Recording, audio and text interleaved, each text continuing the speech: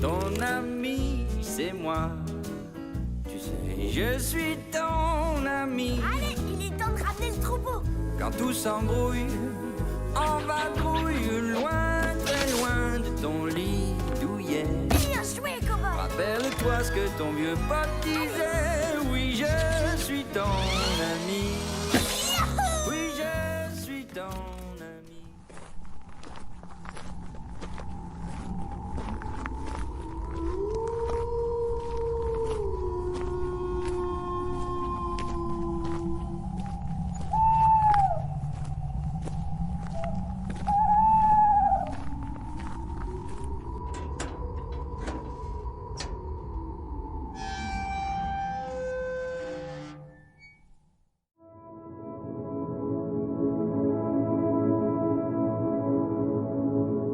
Dans la vie, il y a des personnages de série qui changeront ta vie à jamais et il y a les autres.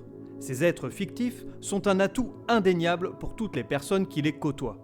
Ils leur viennent en aide ou leur font vivre des aventures incroyables. Ils sont tout simplement de véritables amis.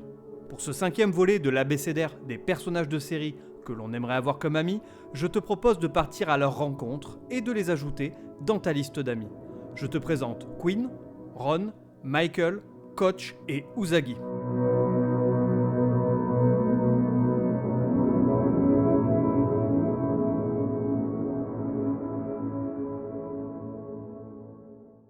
Avant toute chose, je te rappelle qu'il s'agit du 5e volet dédié à cette liste d'amis imaginaires. Je t'invite donc à aller écouter les 4 épisodes précédents avant d'écouter celui-ci ou après. Comme tu veux. Aujourd'hui, je vais donc te parler de 5 nouveaux personnages. Ils évoluent dans des univers totalement différents. Pourtant, ils ont quelque chose en commun, quelque chose qui les rapproche. En effet, il s'avère qu'ils mesurent tous 1,66 m, ce qui équivaut à 5,44 pieds très exactement. Un heureux hasard ou peut-être un complot, me diras-tu. Et comme dirait notre cher ami 12 parsec, Mystère. mais accroche-toi bien, car ce n'est pas fini. Si tu additionnes chaque chiffre de cette mesure, tu obtiens le résultat de 13. Que ce soit en mètres ou en pieds. Incroyable. Écoute, c'est incroyable. Insensé, vraiment, assieds-toi. Tu vas voir, écoute. Avec toutes les superstitions qui accompagnent ce nombre, je dois te dire que je commence à redouter ce qui va suivre. Que nous réserve cet épisode ? Une malédiction va-t-elle nous frapper ? Cet événement va-t-il déclencher la fin du monde ? L'éveil de l'Antéchrist est-il proche ? Suis-je sur le point d'invoquer Lucifer ? Mais vous avez perdu la tête. Arrêtez cet outrage de suite. Je ne puis vous laisser vénérer le malin de la sorte. Je vais appeler Père Jean-Eugène pour vous exorciser de ce pas. Mais non, reviens Marie-Constance, reviens. Et surtout ne t'avise pas de me jeter de l'eau bénite comme la dernière fois, ok ? Et puis c'était une blague tout ça, voyons, allez, reviens.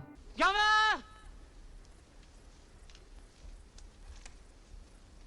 Gamin! Allez, viens!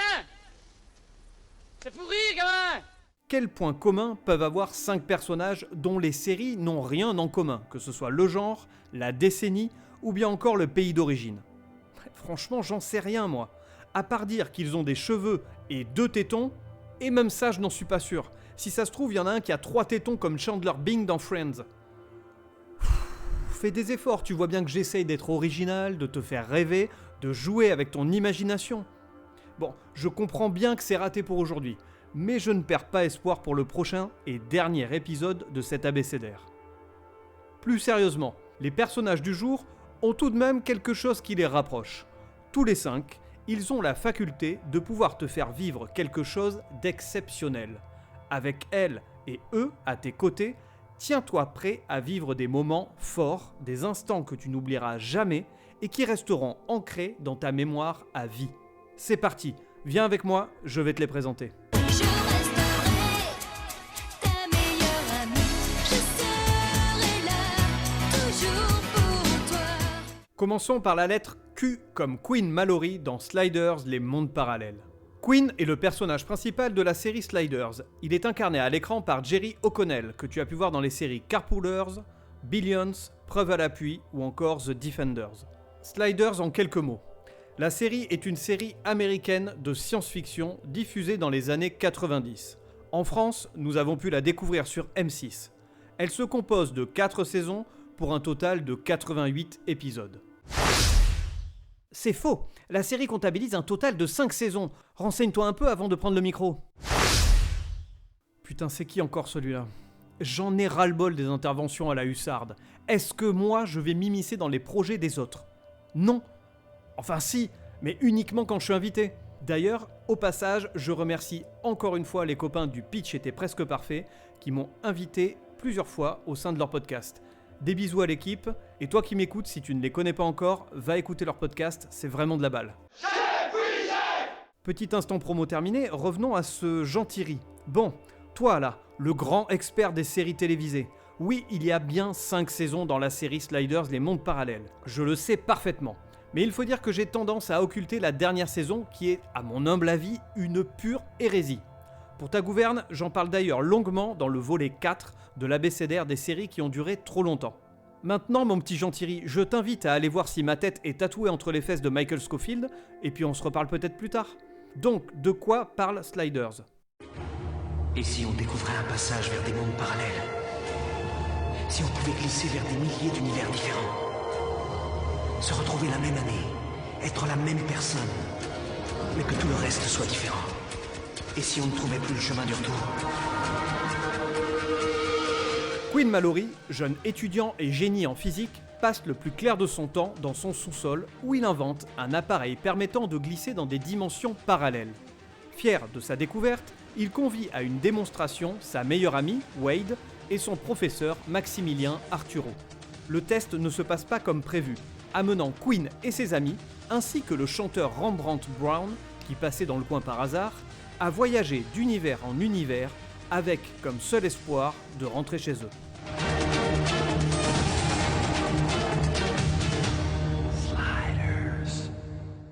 Quinn, c'est le petit génie de la physique quantique qui saura chambouler ton quotidien comme personne ne l'a fait auparavant. Ce gros nerd de la science a tout de même réussi à créer un portail pour voyager à travers l'espace et le temps. Alors certes, avec sa machine de malheur, il a embarqué des gens qui n'avaient rien demandé. Mais ce n'est pas donné à tout le monde de parcourir chaque jour des mondes complètement différents.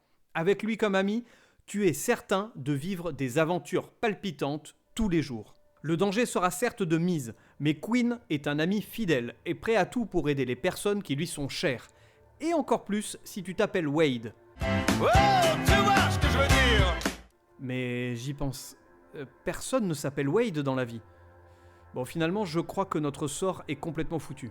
C'est certain qu'on sera soit bouffé par un mégalodon, soit tué dans un monde rempli de nazis, ou pire encore, on restera coincé dans un monde rempli de clones de Pascal Pro. No, God! No, God, please, no! No! No! No! Rassurons-nous toutefois, car Quinn a plus d'un tour dans son sac, et il trouve toujours le moyen de sortir ses amis d'une situation inextricable. En un tour de passe-passe, j'en suis sûr qu'il réussira à cloner des milliers de Hugo Clément. Au passage, tu trouveras sur mon site le lien vers son excellent média en ligne qui s'appelle Vaquita. C'est un média entièrement dédié aux questions environnementales et sociétales. Je ferme la parenthèse, et donc je reviens à cette histoire de clonage de Hugo Clément. J'en suis sûr qu'il y arrivera. Tout ça pour contrecarrer l'autre fiente de Pascal Pro. Allez, va bouffer du poulet aux hormones, pauvre tâche. Nous, on se casse dans une nouvelle planète où... Oh non. Non, il y a des Hanouna partout, c'est quoi ce bordel ? Quinn, tu fais chier maintenant avec tes conneries. Ramène-nous chez nous, de suite. Tais-toi ! Tout de suite ! Bref, tu l'auras compris, Quinn est l'acolyte parfait pour te sortir des turpitudes du train-train quotidien. Avec lui, l'aventure t'attend à chaque coin de rue. L'ennui est un mot qui ne fera plus jamais partie de ton vocabulaire. Place à la découverte, l'excitation de l'inconnu et une amitié aussi forte que celle d'Indiana Jones et Salah. T'as la ref ? Eh oui, Salah est incarné par l'excellent John Rhys Davies, qui est nul autre que le professeur Arturo dans Sliders, les mondes parallèles. La boucle est bouclée, quel talent. And with that, I just have 2 more words to say. Obama out.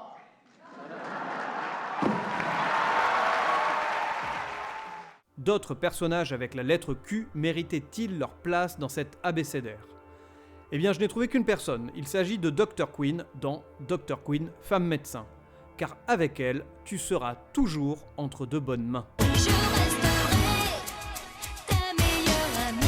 Je serai là, toujours pour toi. Passons à la lettre R comme Ron Swanson dans Parks and Recreation. C'est quoi cet accent débile? Ron Swanson est un des personnages principaux dans la série Parks and Recreation. Il est interprété par Nick Offerman, que tu as pu voir dans la série Will and Grace, Fargo et dernièrement dans la première saison de The Last of Us. Parks and Recreation en quelques mots. La série est une comédie américaine diffusée fin des années 2000 et au début des années 2010. Elle se classe dans le genre du mockumentary, c'est-à-dire une série filmée comme un reportage permettant de suivre le quotidien des protagonistes. Elle est dans la lignée de séries comme The Office, version américaine ou anglaise, Derek ou encore Afterlife. Bon, j'avoue, j'ai cité que des séries signées Ricky Gervais, mais bon, c'est aussi parce qu'elles sont de très très bonne facture. Je vous ai mis de la qualité, hein. Parks and Recreation se compose de 7 saisons pour un total de 126 épisodes. Voici son synopsis. Leslie Knope est directrice adjointe du département des parcs et des loisirs de la petite ville de Pawnee dans l'état de l'Indiana. La série suit le quotidien déjanté de Leslie et de toutes les personnes qui gravitent autour d'elle dans le cadre de son travail. Ron Swanson, Ann Perkins, Tom, April, Mark, Chris.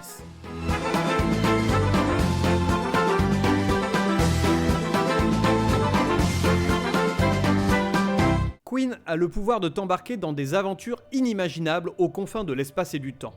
Avec Ron, l'aventure sera plus terre à terre. Avec lui, c'est un pur retour aux sources, à l'essentiel. Bref, à l'essence même de l'humanité la plus primitive. Comme dirait son acolyte Max Cavalera, back to the primitive. Back to the primitive. Fuck all you wanna be. You don't mean shit to me. Let it bleed.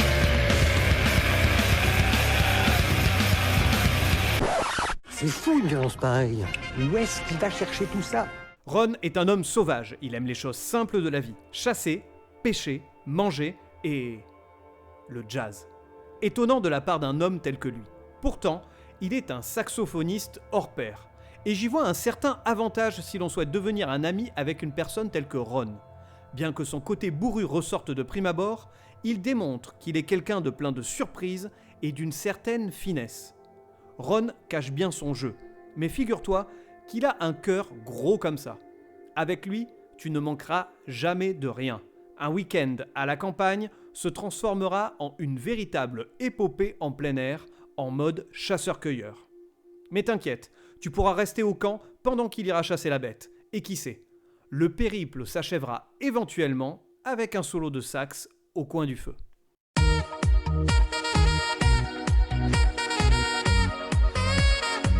Waouh! D'autres personnages avec la lettre R qui auraient mérité une place dans cet abécédaire. Là, j'en ai trouvé un peu plus. J'ai pensé notamment à Rick Castle dans la série policière Castle. Le mec est tout simplement drôle avec ses références geeks qu'il sort toujours au plus mauvais moment d'une enquête. Raj dans The Big Bang Theory pour son côté introverti et sa fidélité en amitié. Raylan Givens dans Justified parce que le mec a la classe et qu'il saura te défendre en cas de pépin. Rick Grimes dans The Walking Dead. Alors certes, le mec devient chiant au fil de la série à vouloir contrôler tout et tout le monde. Cependant, tu sais que tu peux compter sur lui si tu te retrouves face à une armée de zombies ou de détraqués. Enfin, j'avais pensé à Ryan Atwood dans Newport Beach. Typiquement le genre de pote que j'aurais aimé avoir au lycée pour me défendre. Je resterai ta meilleure amie. Je serai là, toujours pour toi. Passons à présent à la lettre S comme Michael Scofield dans Prison Break. Michael Scofield est le personnage principal de la série Prison Break. Il est incarné par Wentworth Miller que tu as pu voir dans The Flash ou encore Legends of Tomorrow. Prison Break en quelques mots. Donc c'est une série américaine diffusée dans les années 2000. Je ne vais pas m'étendre sur sa présentation car le précédent podcast lui était en partie consacré. Je t'invite d'ailleurs à aller l'écouter, il s'intitulait « Pourquoi tu ferais mieux de regarder ces séries plutôt que Prison Break ?» Donc si tu as écouté le podcast ou lu l'article sur le site de la crypte, tu es en droit de te demander « Mais qu'est-ce que vient foutre cette série ici même, sachant qu'il l'a dézinguée la dernière fois ?» Question à laquelle je répondrai tout simplement. Ce n'est pas parce que l'on n'aime pas quelque chose qu'on ne peut pas reconnaître une certaine saveur dans celle-ci ou tout simplement en apprécier une partie. Si tu veux, c'est un peu comme un gratin de chou-fleur. Pour ma part, moi je n'aime pas le chou-fleur. En revanche, j'adore la béchamel. Je crois que je commence à y voir un peu plus clair. Eh bien oui, je sais reconnaître une certaine qualité à Prison Break. En tout cas, son personnage principal m'aide à compléter cette liste des personnages que l'on aimerait avoir comme amis. Donc, je le remercie. Je ne t'aime pas, mais je te remercie quand même. Et pour le reste, tu connais mon avis, Prison Break, ce n'est clairement pas ma tasse de thé. C'est nul! Zéro! Quoi qu'il en soit, si tu ne connais pas la série, voici de quoi elle parle. Un coup monté conduit Lincoln Burrows, un petit brigand, en prison. Michael Scofield, son frère, un génie, est le seul à pouvoir lui venir en aide. Convaincu de l'innocence de son frère, il décide de faire tout son possible pour le faire sortir de prison et rendre ainsi la liberté à Lincoln. Il est alors loin de se douter qu'une véritable conspiration se joue sous ses yeux.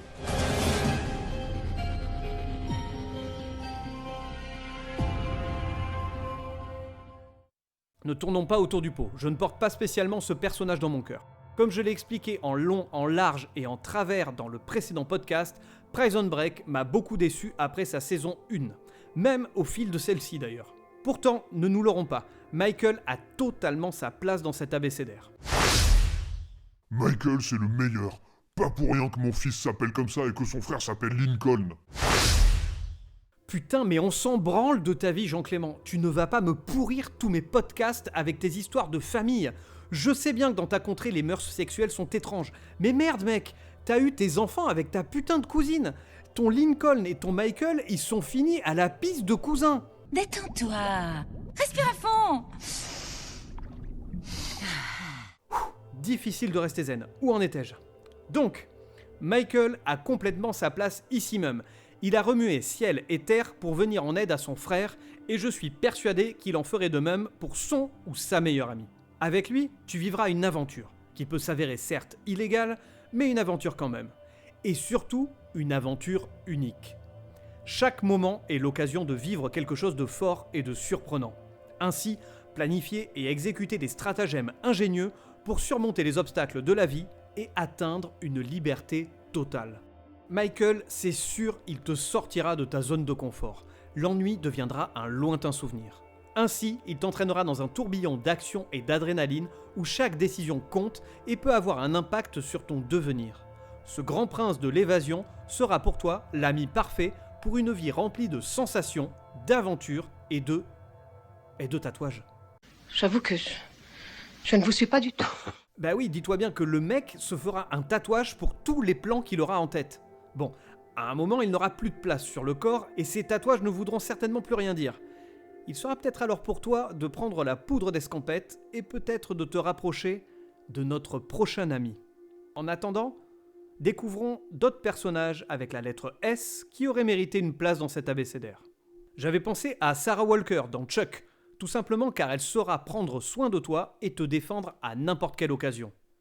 Bon, et entre nous, elle est aussi magnifique. Ça, c'est de toute beauté. Il y a aussi Saul Goodman dans Breaking Bad et Better Call Saul. Le mec est un sacré filou, mais il peut s'avérer utile de connaître et d'être proche de ce genre d'énergumène, d'autant plus si tu penses faire des mauvais coups dans ta vie. Schmidt dans New Girl, car il est un ami fidèle et toujours de bon délire. Seth Cohen dans Newport Beach, car il représente le mec vraiment gentil, le genre d'ami sur qui tu peux compter aisément. Et enfin Sookie St. James dans Gilmore Girls, qui est une amie fidèle, une bonne cuisinière et une vraie pépite de bonne humeur. Je resterai ta meilleure amie. Je serai là, toujours pour toi. Passons à la lettre T comme Coach Taylor dans Friday Night Lights. Coach Taylor est un des personnages principaux de la série sportive pour ados Friday Night Lights. Il est incarné à l'écran par Kyle Chandler que tu as pu voir dans Demain à la Une et Catch 22. Friday Night Lights en quelques mots. Donc la série est une série américaine diffusée de 2006 à 2011 sur NBC. Elle se compose de 5 saisons pour un total de 76 épisodes. Voici son synopsis. La série suit l'équipe de football américain du lycée de la ville de Dillon. Eric Taylor, son entraîneur, rythme son quotidien entre sa vie de famille, son travail de coach et les aléas qui mouvementent le quotidien des membres de l'équipe et plus globalement du lycée de Dillon.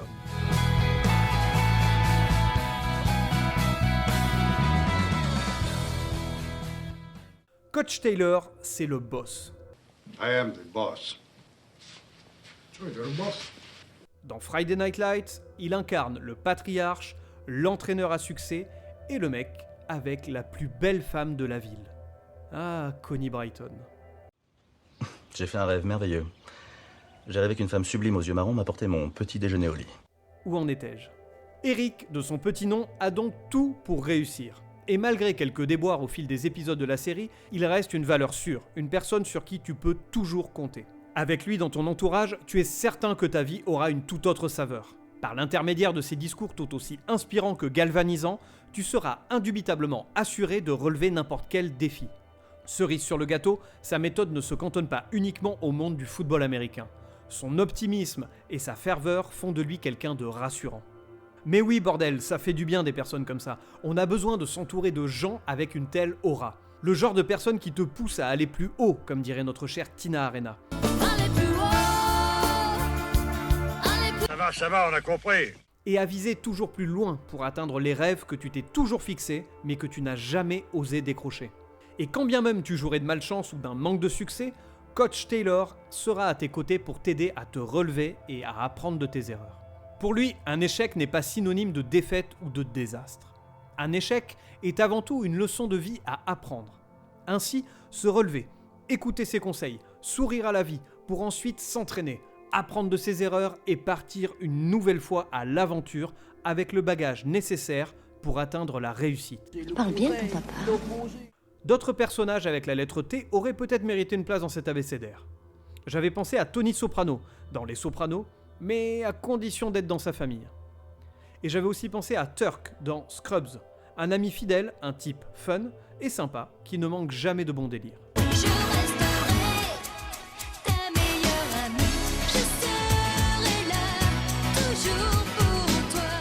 Enfin, pour la dernière lettre de ce 5e volet de cet abécédaire, il s'agit de Usagi dans Alice in Borderland. Usagi est un des personnages principaux de la série Alice in Borderland. Elle est interprétée par l'actrice, chanteuse et mannequin Tao Tsuchiya. Alice in Borderland en quelques mots. La série est une série japonaise basée sur un manga et adaptée par Netflix en série début 2020. Elle se compose pour l'instant de 2 saisons. Je sais bien que la série n'est pas terminée et qu'elle ne devrait pas avoir sa place ici même. Pourtant, j'avais bon espoir que Netflix ne renouvelle pas la série après une saison 2 qui se clôturait plutôt bien. Pas de chance, Alice in Borderland aura une saison 3 qui devrait débarquer fin 2024 ou début 2025, d'après les dernières informations tombées. Même si l'idée de voir la série se poursuivre ne me plaît guère, je reste assez curieux de découvrir dans quoi elle va nous embarquer et si elle puisera son histoire dans les bases des spin-offs du manga. Bon, cela n'étant pas le sujet du jour, je vais m'arrêter là pour l'instant. Quant à la décision de parler ici même d'une série toujours en production, eh bien, encore une fois, je reste maître de ce podcast. Je mène la barque, donc soit tu restes avec moi dans ce périple, soit tu quittes le navire. Vas-y, gamin! Saute! Alors, de quoi parle Alice in Borderland ?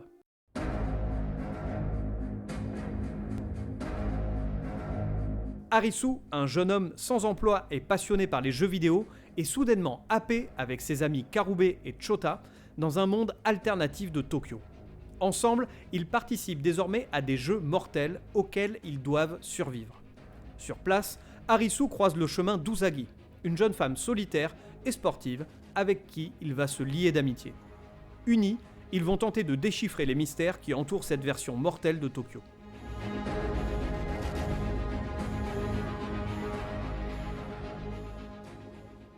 Côtoyer Usagi n'est vraiment pas une promenade de santé. Avec elle, impossible de s'ennuyer, car à ses côtés, l'aventure prend une autre forme, une forme plus déroutante, plus viscérale, disons-le plus dangereuse.